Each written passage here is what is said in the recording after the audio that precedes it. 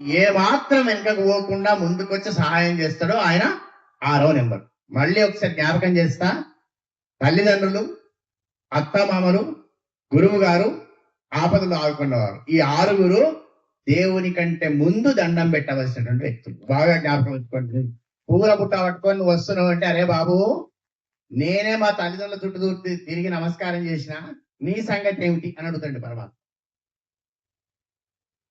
నేను పరమాత్మనే, నేను నా గణపతిని మీరు దండం పెడుతున్నారు, నేను నా తల్లిదండ్రులకు నమస్కారం చేసిన, నువ్వు నీ తల్లిదండ్రులకు నమస్కారం చేస్తున్నావా?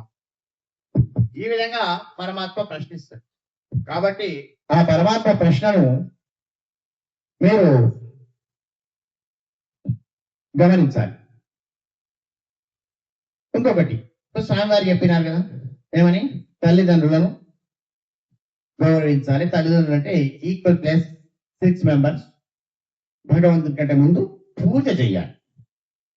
ఇప్పుడు ఇందులో ఉన్న వ్యక్తులకు జంట కోరిక, అరే నిన్నదాకా మా అమ్మా నాన్నను పట్టించుకోలేదు, మీ అమ్మా నాన్నను పట్టించుకోలేదు, మన గురువు గారిని కూడా పట్టించుకోలేదు, మనకు ఫలానాడు ఆపదలో 100 రూపాయలు ఇచ్చిండు, వాడిని కూడా పట్టించుకోలేదు. సో రేపు పొద్దున బాగుంది అయ్యా, శ్రవణ పంతులు రేపు పొద్దున ఇంటికి రా అని వీరు పిలిచి ఆ 6గురిని వరుస కూర్చునబెట్టి 100 లీటర్ల పాలు, 100 లీటర్ల పెరుగు, 1,00,000 పువ్వులు, 100 కిలోల చక్కెర తీసుకొచ్చి నెత్తి మీద పోసిర్రు అనుకోండి, ఇక వాళ్ళ దండం పెట్టాల్సిన అవసరం లేదండి, వాడు పోతాం. కాబట్టి మీరు పువ్వులు, పండ్లు, పత్రి ఇవన్నీ నెత్తి మీద పోసి నిజంగా కాళ్ళొత్తి మట్టెలు వీకాల్సిన అవసరం లేదు. ఒకే ఒకటి 24 గంటలు భగవంతుడు మనకిచ్చాడు.